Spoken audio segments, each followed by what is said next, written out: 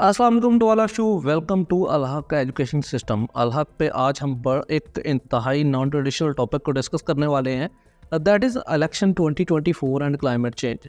Climate change के हवाले से हम देखेंगे कि पाकिस्तान क्लाइमेट चेंज से किस तरह इम्पेक्टेड है, एंड हम ये भी देखेंगे कि पॉलिटिकल जो पार्टीज़ हैं या पॉलिटिकल जो गवर्नमेंट्स हैं वो किस तरह क्लाइमेट चेंज को टैकल करने में अपनी स्ट्रेटजीज प्रेजेंट कर रही हैं। हम देखेंगे कि कौन सी ऐसी पार्टीज़ हैं जिन्होंने क्लाइमेट चेंज पे फोकस किया इस दफ़ा, and what are the future outcomes of these strategies, और हमें पाकिस्तान को करना क्या चाहिए इस क्लाइमेट चेंज के इम्पैक्ट को मिटिगेट करने के लिए। हम ये भी देखेंगे कि क्लाइमेट चेंज की वजह से पाकिस्तान कौन कौन से प्रॉब्लम्स फेस कर रहा है और उनको पाकिस्तान किस तरह टैकल कर सकता है।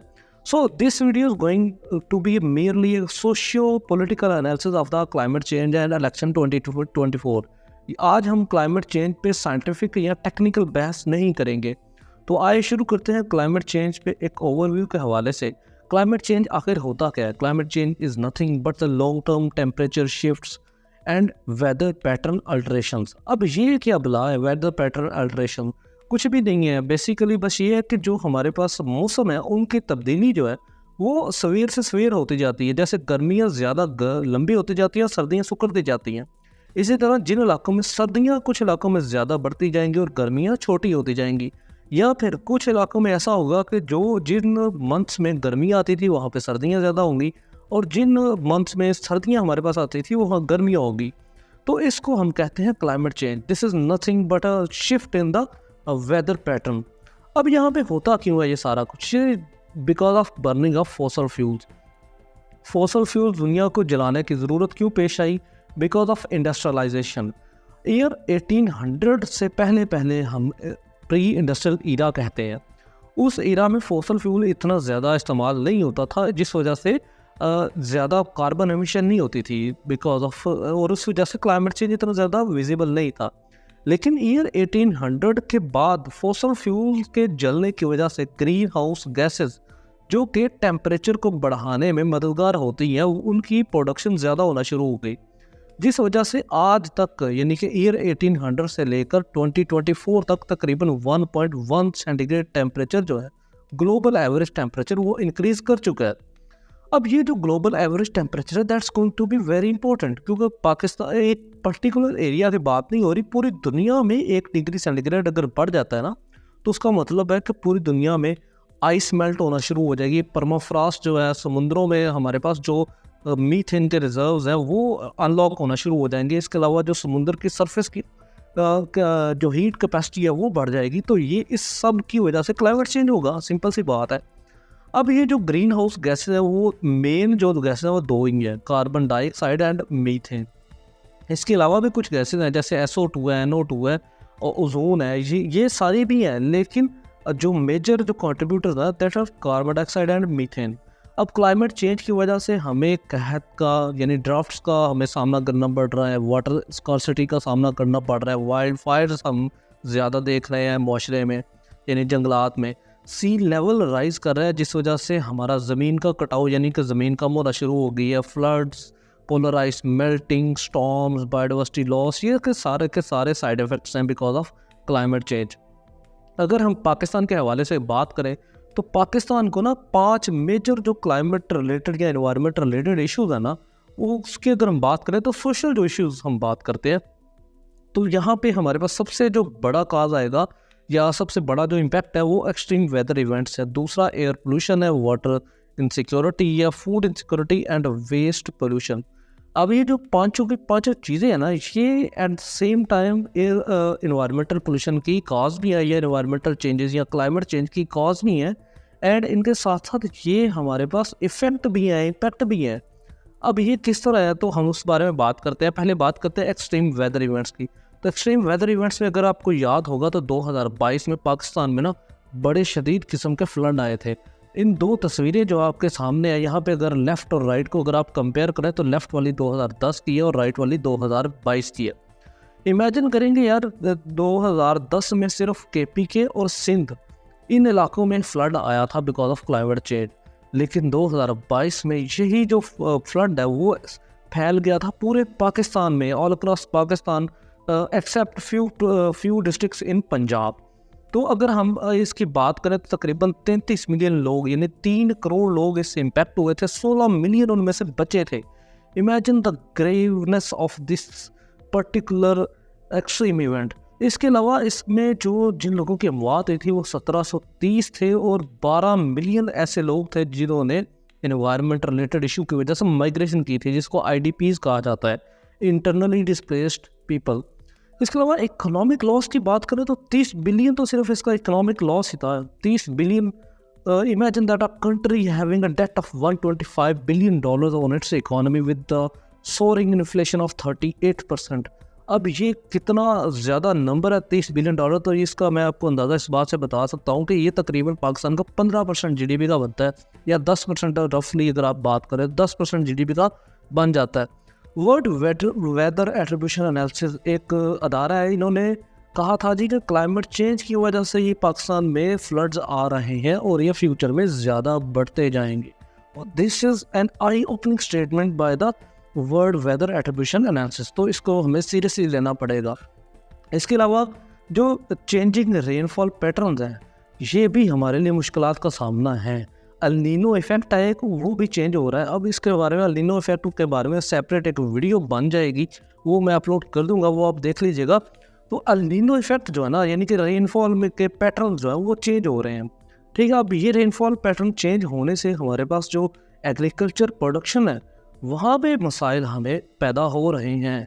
इंटेंसिफाइज द मानसून सीज़न, अब इसने मानसून सीज़न को ज़्यादा कर दिया, कम कर दिया, इंटेंसिफाई कर दिया, इसकी बेसिकल इंटेंसिटी को ज़्यादा कम कर दिया, ज़्यादा इरेगुलरिटी आ गई है। हमें नहीं पता किस साल ज़्यादा बारिशें आ जाएंगी, उससे ज़्यादा फ्लड्स आ जाएंगे, किस साल हमारे पास कम बारिशें होंगी, हमें पानी की ज़रूरत पड़ जाएगी, यहाँ पे कैसे साली पड़ जाएगी। तो यहाँ से हम दूसरा पॉइंट अगर अपना देखें तो सीवियर ड्राफ्ट्स पाकिस्तान को फेस करना पड़ रहे हैं longer and more frequent times के लिए।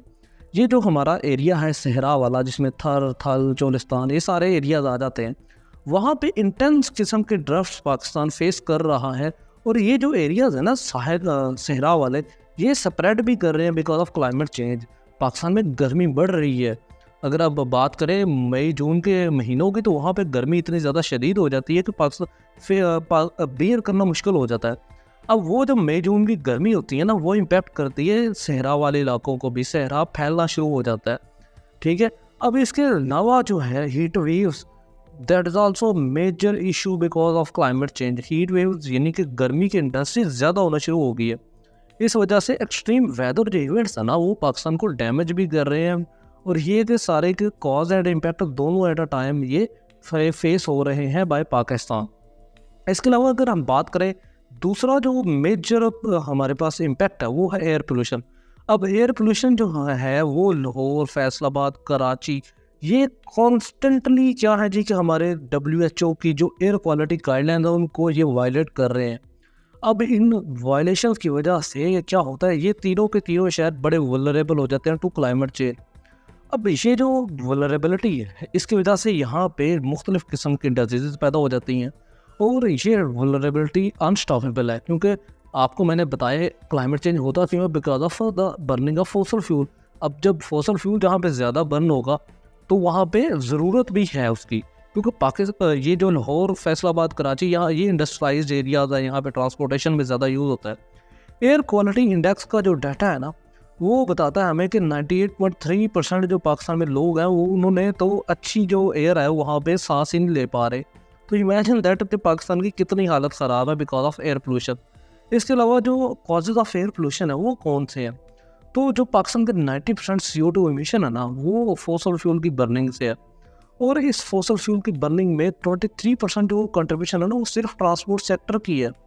यानी कि इमेजिन इतना बड़ा नंबर है ये कि 23% जो हमारे पास ट्रांसपोर्ट सेक्टर है वो प्रोड्यूस करता है हमारे पास फॉसल फ्यूल्स या green house gases. Industrial emission की बात करें तो SO2 या सल्फर डाइऑक्साइड, नाइट्रोजन डाइऑक्साइड्स यानी NO2, NO3, NO, ये सारे के सारे पार्टिकुलर मैटर्स, ये बेसिकली ये जो तीनों चीज़ें हैं ना, ये एसिड रेन करवाने में हेल्पफुल होती हैं। Acid rain is the severe form of climate change, ठीक है। सबसे जो गंदी फॉर्म होती है ना, वो एसिड रेन होती है। बारिश होती है लेकिन बारिश में तेज़ाबियत होती है, उस तेज़ाबियत की वजह से सब फसलें तक सड़ जाती हैं। एग्रीकल्चर जो सेक्टर है वो भी प्रोड्यूस करता है मीथेन, नाइट्रस ऑक्साइड, और बर्निंग ऑफ सॉलिड वेस्ट की वजह से कार्बन डाइऑक्साइड और मीथेन तो प्रोड्यूस होती है। अगर मैं थोड़ा सा हिस्टोरिकली बात करें तो पाकिस्तान 50 मिलियन टन जो प्रोडक्शन थी कार्बन डाइऑक्साइड करता था इन 1948, लेकिन 2022 में पाकिस्तान इंडस्ट्रियलाइजेशन की वजह से 200 मिलियन टन के करीब कार्बन डाइऑक्साइड एमिट कर रहा है। तो ये this is just about carbon dioxide. अगर हम बात करें मीथेन की तो वो ज़्यादा हो गई हैं। No doubt Pakistan less than 1% ही कंट्रीब्यूट करता है in the climate change effect, लेकिन यार एयर पोल्यूशन जो है वो पाकिस्तान को खुद इम्पैक्ट कर रही है। तो पाकिस्तान को ये क्लाइमेट चेंज के साथ साथ एयर पोल्यूशन को भी टैकल करना है। अब इस जो डेट्रीमेंटल इफेक्ट्स एयर पोल्यूशन है उसकी वजह से हमें क्या हो रहा है, रेस्पिरेटरी डिजीजेस हमें फेस करना पड़ रही हैं, कार्डियोवास्कुलर इश्यूज़ हैं, प्री मेच्योर डेथ्स हैं। तो ये वो सारी चीज़ें हैं जिसकी वजह से मसाइल हो रहे हैं। इनफैक्ट एयर क्वालिटी इंडेक्स के मुताबिक हर पाकिस्तानी की ज़िंदगी से तकरीबन 5 साल का एवरेज लॉस हो रहा है just because of air pollution. और एयर पोल्यूशन हो क्यों रहा है? Because of the presence of green house gases.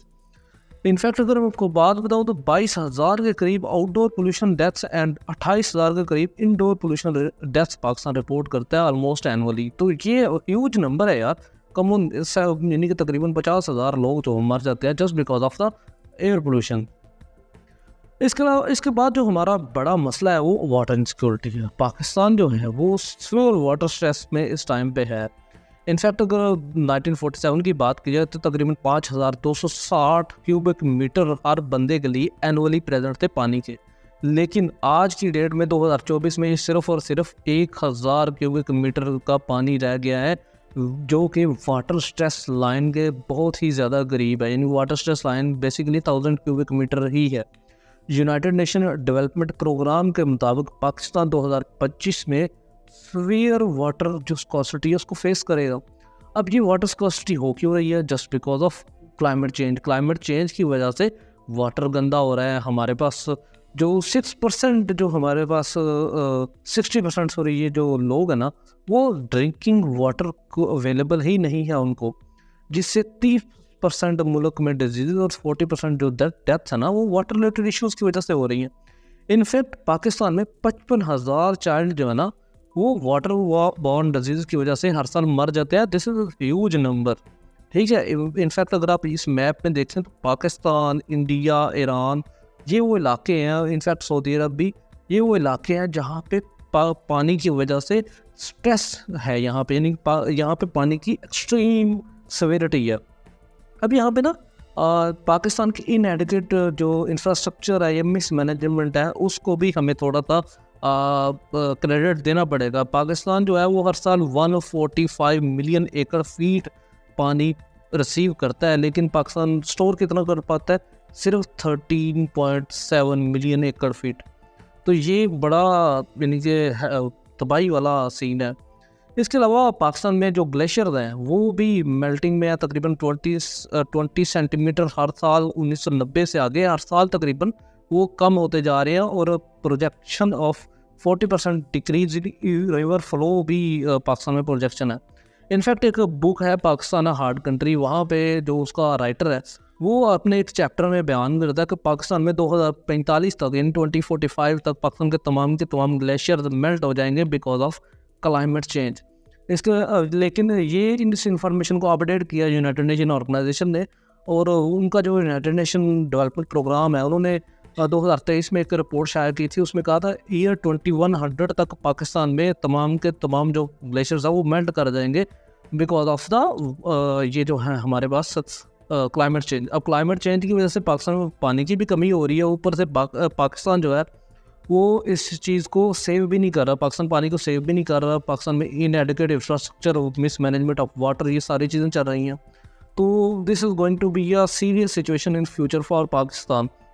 इसके अलावा पाकिस्तान का जो मेजर वाटर पोर्शन है ना वहाँ पे 90% जो कंजप्शन है ना वो एग्रीकल्चर में हो रही है, और एग्रीकल्चर कंट्रीब्यूट करता है सिर्फ 20% टू कंट्रीज GDP और 40% टू जॉब मार्केट, ठीक है। यानी कि पाकिस्तान में 40% लोग डायरेक्टली और indirectly are related to agriculture.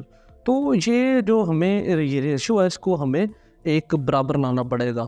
अगर हम समरी में बात करें तो water stress, pollution, inefficient management और क्लाइमेट चेंज, ये सब के सब पाकिस्तान का एक वाटर सिक्योरिटी के एक अर्जेंसी लेवल पे ले आते हैं कि हमें क्लाइमेट चेंज को और मिसमैनेजमेंट ऑफ वाटर को देखना पड़ेगा।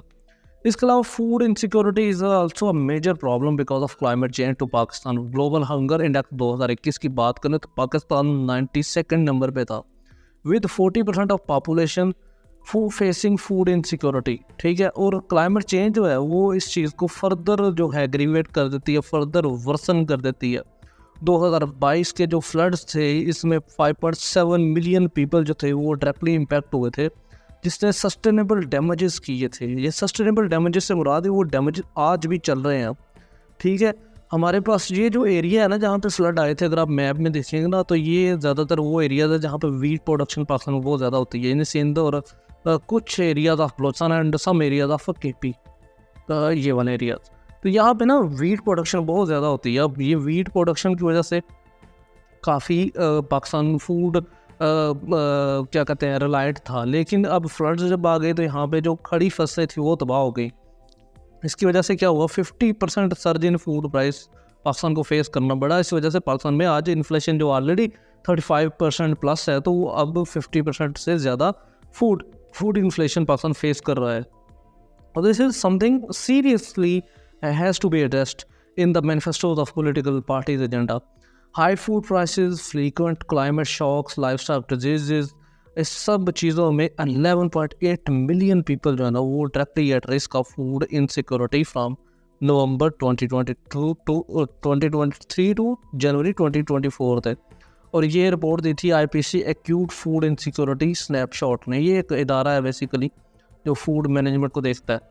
इसके अलावा एक और जो पाकिस्तान में मसला होने वाला है बिकॉज ऑफ क्लाइमेट चेंज और ये फर्दर एग्रीवेट होता जा रहा है, यानी कि फीडबैक में ये चीज़ें चलती जा रही हैं, ये पीछे से होता जा रहा है, आगे से फर्दर ये क्लाइमेट चेंज को ज़्यादा करते जा रहा है। उनमें एक वेस्ट पोल्यूशन भी है। वेस्ट पोल्यूशन क्यों है? क्योंकि वेस्ट पोल्यूशन बेसिकली क्या करता है, जितना ज़्यादा वेस्ट होगा ना, वेस्ट से प्रोड्यूस होता है हमारे पास मीथेन गैस, जिसको CH4 जिसका फार्मूला है। ठीक है, वेस्ट से प्रोड्यूस होता है मीथेन गैस। मीथेन गैस मैंने आपको शुरू में बताया था कि दो ही मेन ग्रीन हाउस गैसेज है जो कि मीथेन और कार्बन डाइऑक्साइड। तो मीथेन जो गैस है ना ये प्रोड्यूस होती है बाय द वेस्ट, जो हम घरों में जितना भी कचरा वगैरह होता है। पाकिस्तान की अगर बात करें, Pakistan annually 48.5 million ton of waste produce करता है, जिसमें से 20 मिलियन टन तो सिर्फ और सिर्फ अर्बन एरिया यानी शहरी एरिया से आता है, और हमारा शहरी एरिया रफली 35 to 40% है। तो ये जो इनएफिशिएंट जो हमारा इंफ्रास्ट्रक्चर है ना, इसकी वजह से हमारे पास जो पोल्यूशन है वो ज़्यादा हो रहा है, एयर पोल्यूशन ज़्यादा हो रहा है पब्लिक स्पेसेस पे, रिवर में, ओपन एरियाज़ में। अब इस वजह से एयर भी ख़राब हो रही है, वाटर भी ख़राब हो रहा है। ठीक है, तो ये सारा अब रिवर में जाएगा तो वाटर पोल्यूशन काज करेगा, हवा में जाएगा तो मीथेन प्रोड्यूस करेगा, तो उससे हमारे पास क्या प्रोड्यूस होगा, एयर पोल्यूशन। तो ये सारे चीज़, पाकिस्तान जो है वो 6th globally, 3rd in Asia for plastic waste generation. तो ये आप इस चीज़ से अंदाज़ा लगा सकते हैं कि पाकिस्तान कितना, सिर्फ प्लास्टिक वेस्ट की अगर बात करें तो 3.3 million ton per year Pakistan produce करता है प्लास्टिक वेस्ट। अब ये इतना ज़्यादा वेस्ट है कि इसका अगर इसके केटू के बराबर अगर पहाड़ बनाया जाए तो वो 2 पहाड़ों के बराबर बने, यानी उनकी जो हाइट होगी वो 16,500 मीटर के करीब होगी, जबकि केटू के जो हाइट है वो रफली 8,611 मीटर है। तो इमेजिन करें कि पाकिस्तान में वेस्ट पोल्यूशन इतना ज़्यादा हो रहा है, और वेस्ट पोल्यूशन की वजह से क्या हो रहा है कि ज़्यादा से ज़्यादा क्लाइमेट चेंज भी हो रहा है। तो waste pollution is also a major problem which the future government is going to face.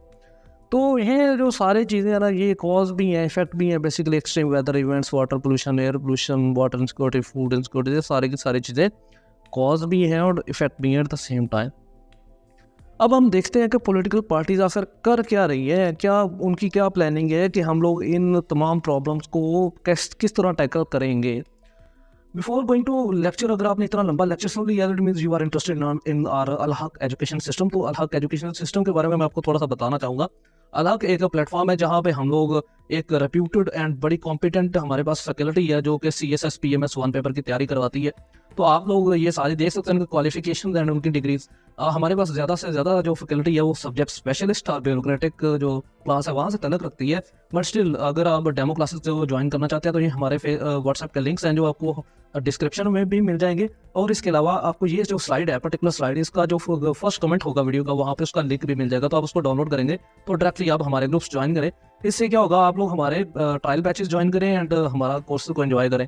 इस वक्त जो फ्रंट रनर हमारे पास पॉलिटिकल पार्टी है दैट इज़ PMLN, यानी कि पाकिस्तान मुस्लिम लीग नवाज़। ये इस टाइम पे यानी कि आज की डेट में जब मैं 20 फरवरी को अपनी वीडियो रिकॉर्ड कर रहा हूँ, तब भी गवर्नमेंट में कॉन्सेंसस नहीं है कि कौन सी गवर्नमेंट आएगी, लेकिन स्टिल जो फ्रंट रनर है वो PMLN ही चल रही है, लेड बाय नवाज शरीफ। तो नवाज शरीफ की जो पार्टी है, इन्होंने 27 जनवरी 2024 को अपना मैनिफेस्टो लॉन्च किया था और उसमें एक इन्होंने चैप्टर रखा था रिगार्डिंग क्लाइमेट चेंज। तो शायद बात ये है कि हमारी जो पॉलिटिकल पार्टीज़ हैं ना, वो फोकस कर रही हैं क्लाइमेट चेंज पे, लेकिन उनका मेजर जो एजेंडा है ना, वो अभी भी पॉलिटिकल ही है। वो क्लाइमेट चेंज पे बस एक चैप्टर देती हैं, वो प्रैग्मेटिक नहीं होती। जैसे अब इन्होंने हमारे पास क्या किया है कि एयर क्वालिटी इमरजेंसी, उन्होंने इस चीज़ पे ज़्यादा फोकस किया और क्लाइमेट रेजिलिएंट इन्होंने एक स्ट्रेटजी दी है, climate resilient, recovery, rehabilitation and reconstruction, यानी 4RF जो स्ट्रेटजी है पोस्ट 2022 फ्लड में ये इस्तेमाल करेंगे। यानी कि अब इस जो स्ट्रेटजी है ये प्रैग्मेटिक, प्रैक्टिकलिटी में थोड़ा सा मसाइल है इसमें, तो देखते हैं। इसके अलावा जो इनका जो एजेंडा है उसमें शामिल था कि सोलर जो कैपेसिटी है वो 10% है, जो टोटल पाकिस्तान की एनर्जी प्रोडक्शन है, एनर्जी मिक्स है, उसमें 10,000 मेगावाट या 10% का वो करना चाहते हैं, सोलर कैपेसिटी पे लेके आना चाहते हैं। इसके अलावा वो वाइल्ड लाइफ जो ट्रेड है उसको इलीगली जो इलीगल जो वाइल्ड लाइफ ट्रेड है उसको टैकल करना चाहते हैं। इसके अलावा लॉस एंड डैमेज फंड जो कि 2027 को COP कॉन्फ्रेंस ऑफ पार्टीज 27 मिस्र शर्म अल शेख में जो पाकिस्तान के साथ कमिट हुआ था, जिसको पाकिस्तान ने 2028 में भी रिसीव किया कुछ अमाउंट, लेकिन ये लॉस एंड डैमेज फंड बड़ा पाकिस्तान को मिनिमम सा मिला है, तो ये चाहते हैं कि हम इसको रिवाइज़ करेंगे। और COP28 आप मुझे बताएं किस सिटी में हुई थी, आप कमेंट सेक्शन में मुझे बताएं। मैं आपको ये बता सकता हूँ कि ये मिडिल ईस्ट के कंट्री में हुई थी, तो आप बताएं मुझे कहाँ पे हुई थी COP28। तो अगर हम बात करें नेक्स्ट पॉलिटिकल पार्टी की, that is PPP, Pakistan Peoples Party. इन्होंने एक ग्रीन न्यू डील के नाम से एक अपना चैप्टर शामिल किया अपने मैनिफेस्टो में, और ये जो PPP थी इसका इलेक्शन मैनिफेस्टो था चुनो नई सोच को। बेसिकली ये एक न्यू फेस लॉन्च कर रहे हैं अपना बिलावल भुट्टो जरदारी साहब का, और ये जो था ये लेड बाय बिलावल भुट्टो जरदारी थी। इस पूरे इलेक्शन का मेन गोल लेड यही कर रहे थे, और इन्होंने ग्रीन न्यू डील जो था उसके तहत एक चैप्टर बनाया था जिसपे क्लाइमेट चेंज और पब्लिक प्राइवेट पार्टनरशिप और क्लाइमेट रेजिलिएंट इंफ्रास्ट्रक्चर उस पर इन्होंने फोकस करने की बातें की हैं। इसके अलावा जो इन्होंने बात की है क्लाइमेट रेजिलिएंट हेल्थ फैसिलिटीज़ की, वाटर सिक्योरिटी की, और climate challenges as human rights इन्होंने बात की है कि हम एज ह्यूमन राइट्स इसको टेक करेंगे। ग्रीन न्यू डील जो सेक्शन है इनके मैनिफेस्टो का, उसमें इन्होंने existential threat outline the policy measures for adoption, mitigation and international climate justice and finance की बातें की हैं, और लॉस एंड डैमेज फंड को इन्होंने भी मेंशन किया है। बट अब अगर गौर से देखें तो इनका जो एजेंडा है वो प्रैक्टिकलिटी से बड़ा दूर है इन कंपैरिजन टू हमारा जो नेक्स्ट कंटेंडर है पाकिस्तान तहरीक इंसाफ। इन्होंने इनकी एक लेगेसी रही है in terms of climate combating जो इन्वायरमेंट है। अब इसमें चाहे वो आप 10 बिलियन सुनामी ट्री प्रोजेक्ट की बात कर लें, जो कि इन्होंने अपने पिछली गवर्नमेंट में लगाया था, और उसकी कॉस्ट थी रफली 125 बिलियन रुपीज़ के करीब आई थी।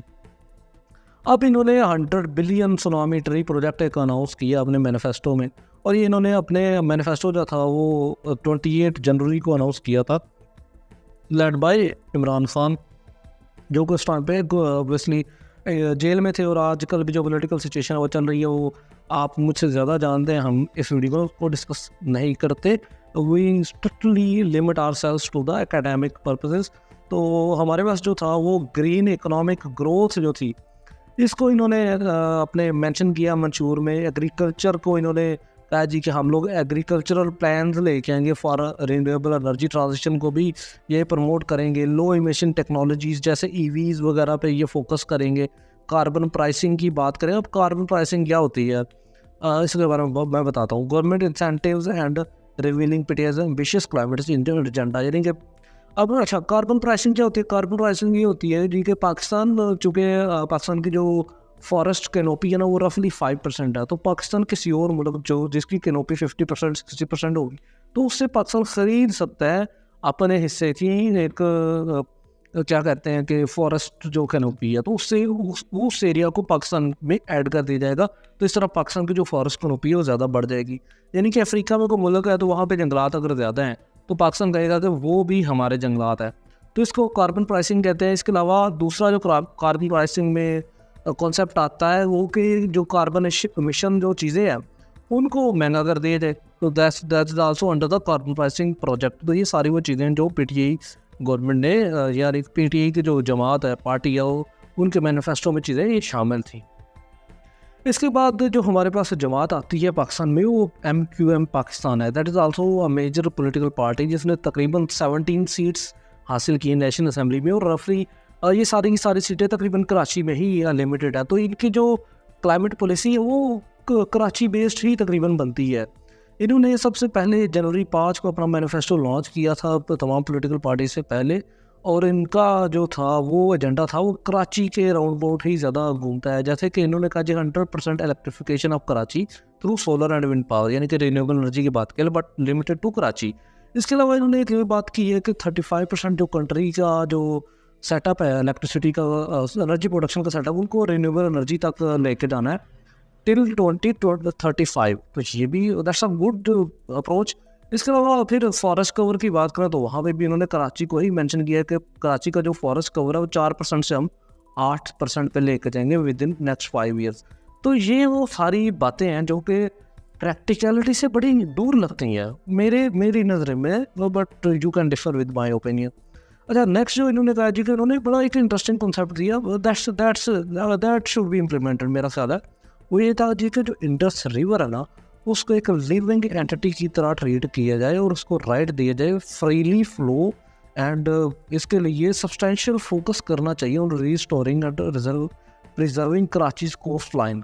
अब ये जो थी ये चीज़ मुझे like this hit me seriously कि यार इनका जो एजेंडा है ना दैट इज़ समवट प्रैक्टिकेबल। अब ये सारी की सारी स्टोरी को अगर मैं कट द स्टोरी शॉर्ट करूँ तो सोक्रेटस जो था ना, वो उसने डेमोक्रेसी के बारे में ये कहा था जी कि डेमोक्रेसी में जो वोटर है और जो कंटेंडर है दोनों ही जब हमारे पास एक्सपीरियंस नहीं होंगे तो फिर वो मुल्क को कैसे चलाएंगे। तो इस वजह से एजुकेटेड सिटीजन का होना बहुत ज़रूरी है for a good democracy. Pakistan के केस में एजुकेशन तो खैर उतनी नहीं, लेकिन अवेयरनेस बढ़ रही है, जिसकी वजह से क्लाइमेट चेंज को इलेक्शंस में प्रायोरिटाइज किया गया। इस दफ़ा कुछ शायद बात यह है कि इस दफ़ा पॉलिटिकल पार्टीज़ ने क्लाइमेट चेंज के एजेंडे को शामिल किया। इसके अलावा जो हमारे पास मैनिफेस्टो गैप्स हैं वो भी बड़े ज़्यादा नज़र आते हैं। पाकिस्तान PMLN और पीपल पार्टी के पर्टिकुलर जो मैनिफेस्टोज हैं वहाँ पे रोबस्ट क्लाइमेट एक्शन जो है वो हमें नहीं नज़र आता। वहाँ पे वो ट्रेडिशनल बातें नज़र आती हैं। उनका जो मेन इलेक्शन लड़ने का एजेंडा है वो वही ट्रेडिशनल पॉलिटिकल है, लेकिन वो जो है वो प्रैक्टिकलिटी से बड़ा दूर है। Living the challenges faced by climate displaced individual. अभी क्लाइमेट डिस्प्लेस्ड जो IDPs हैं बेसिकली वो उनके इशू को किसी ने भी कुछ एक पेज तक डिस्कस नहीं किया। तो ये दिस इज समथिंग वियर्ड। इसके अलावा जो ग्लेशियर फ्लड्स है यानी ग्लेशियर मेल्टिंग है, राइजिंग सी लेवल है, इसको भी मेंशन नहीं किया गया। अब लाइक ये इतना बड़ा नंबर है कि 1.2 मिलियन डायरेक्टली लोग इससे इम्पेक्टेड हैं, और 4.2 मिलियन एकड़ जो है एरिया वो क्लाइमेट चेंज की वजह से या ग्लेशियर मेल्टिंग की वजह से अभी तक पाकिस्तान का वेस्ट हो चुका है, समुद्र के नीचे जा चुका है। तो ये भी मसला है। अर्बन जो स्लम माइग्रेशन है that is also an issue. अब ये जो सारे लोग हैं, ये जो मैं आपको बताया कि इतने ज़्यादा लोग वो माइग्रेट किए हैं, कर रहे हैं 12 मिलियन के करीब, तो ये कहाँ जाते हैं? ये गांव से निकल गांव में नहीं जाते, ये शहरों की तरफ रुख करते हैं, जिसकी वजह से वहाँ पे क्लाइमेट हॉटस्पॉट बन जाता है। जैसे लाहौर के मज़ाफ़ात में लोग आके बसना शुरू हो जाएंगे, कराची के मज़ाफ़ात में आगे लोग बसना शुरू हो जाएंगे, वहाँ पे स्लम्स बना लेंगे। अब ये जो स्लम्स है ये इटसेल्फ हमारे पास जो है वो कार्बन एमिशन और मीथेन एमिशन का एक सोर्स है, ठीक है। तो ये इस तरह के पैटर्न्स जो है वो पर्टिकुलरली बांग्लादेश में बड़े विजिबल हैं, पाकिस्तान में इतने विजिबल नहीं है अनटिल अनलेस के पाकिस्तान इन चीज़ों को मैनेज कर रहे। अब ये जो सारी चीज़ें हैं ये अर्जेंसी और ग्लोबल रैंकिंग को पाकिस्तान में बेहतर करने के लिए बहुत ज़रूरी है। यानी पाकिस्तान को अर्जेंट अटेंशन देने की ज़रूरत है to the looming threats of glacial outburst and chronic heat waves. यानी कि एक तरफ तो पाकिस्तान में पानी ज़ाया हो रहा है और दूसरी तरफ हीट वेव पाकिस्तान जो है वो फेस कर रहा है। तो ये दोनों अपोजिट चीज़ें हैं। दोनों एक तरफ पाकिस्तान में फ्लड्स आ रहे हैं, दूसरी तरफ हमारे पास ड्रॉट्स आ रहे हैं, तो ये बड़ी लाइक हमें सीरियसली इस चीज़ के बारे में सोचना पड़ेगा। पाकिस्तान 5वां सबसे बड़ा मुल्क है, यानी कि 5वें नंबर पे है ग्लोबली इन क्लाइमेट हिट एरियाज़, क्लाइमेट जो हमारे पास वल्नरेबल एरियाज़ है। तो पाकिस्तान को ह्यूमन और इकोनॉमिक लॉस जो हो रहा है क्लाइमेट्स की वजह से, इसकी वजह से पाकिस्तान को इंक्लूसिव पॉलिसीज़ की तरफ मुतवज्जा होना चाहिए, ताकि पाकिस्तान ये जो क्लाइमेट के जो इम्पैक्ट है इनको मिटिगेट कर सके। अगर हम फ्यूचर की बात करें तो पाकिस्तान ने कुछ टारगेट सेट किए हैं कि 2030 तक जो गवर्नमेंट लेवल पे ऑब्वियसली कि 50% हम अपनी कार्बन एमिशन को रिड्यूस करेंगे बाय 2030। 15% जो है वो हमारा डोमेस्टिक फंड में हम करेंगे, और 35% जो है वो इंटरनेशनल ग्रांट्स की मदद से हम करेंगे, यानी कि इंटरनेशनल ग्रांट्स आएंगी। तो अब ये दोनों ही प्रैक्टिकली बड़े मुश्किल नज़र आ रहे हैं। उसकी वजह ये है 50% जो फंड है वो कहाँ से आएगा, क्योंकि पाकिस्तान इकनॉमिक्स इस टाइम पे इकनॉमिकली बड़ा मुश्किल में जा रहा है, तो ये भी एक कंसर्न है। 35% की अगर बात करें तो पाकिस्तान को हमेशा ही मिलिट्री एड मिलती है। ये क्लाइमेट वाली एड जो है ना, ये तो खैर this is for beyond the limits of international community. तो ये भी एक हाइपोथेटिकल जो सा एक सिचुएशन है, लेकिन देखते हैं क्या बनता है। रिन्यूएबल एनर्जी पाकिस्तान ने ये भी एक डिसाइड किया 60% रिन्यूएबल एनर्जी पाकिस्तान शिफ्ट हो जाएगा। 30% EVs पाकिस्तान इंट्रोड्यूस करना चाह रहा है। इसके अलावा कोल इंपोर्ट पे बैन है, ठीक है, और नेचर बेस्ड जो सोल्यूशन है बाय 2030 पाकिस्तान उसको लागू करना चाह रहा है इन सारी चीज़ों को। तो ये भी थोड़ा सा इमेजिनरी चीज़ें लगती हैं बाय द गवर्नमेंट, लेकिन ये हमारा लुकिंग फॉरवर्ड है, वे फॉरवर्ड है। तो आई होप कि पाकिस्तान गवर्नमेंट इस तरह करेगी। इसके अलावा हमें एक और चीज़ जो कुछ चीज़ें करने की भी ज़रूरत है। करने की क्या ज़रूरत है, हमें लोकल जो हमारे पास कम्युनिटीज़ हैं, लोकल जो अथॉरिटीज़ हैं, उनको एम्पावर करने की ज़रूरत है, ताकि वो ग्राउंड बेस्ड स्ट्रक्चरली फंक्शनल जो डिसीजन मेकिंग है, इफेक्टिव पॉलिसी मेकिंग वो कर सकें। इसके अलावा एक और जो हमें करना चाहिए वो मार्जिनलाइजेशन ऑफ द कम्युनिटीज़ है। अब ये जो लोकल कम्युनिटीज़ है ना, वहाँ पे जो लोकल प्रॉब्लम्स के लोकल सोल्यूशन हमें उनको प्रमोट करने की ज़रूरत है। हमें ये नहीं करना चाहिए कि हमें बाहर से कोई एलियन स्पीशीज़ को ला के पाकिस्तान में इंसेप्ट कर देना चाहिए। जैसे कि पाकिस्तान में आजकल ना, अगर आप सड़कों पे देखें तो यूकलिप्टस जो सफ़ेदा जिसको कहते हैं वो बड़ा आम है वो पौधा। अब that's not a local plant, that's not a local breed, वो बेसिकली ऑस्ट्रेलियन ब्रीड है।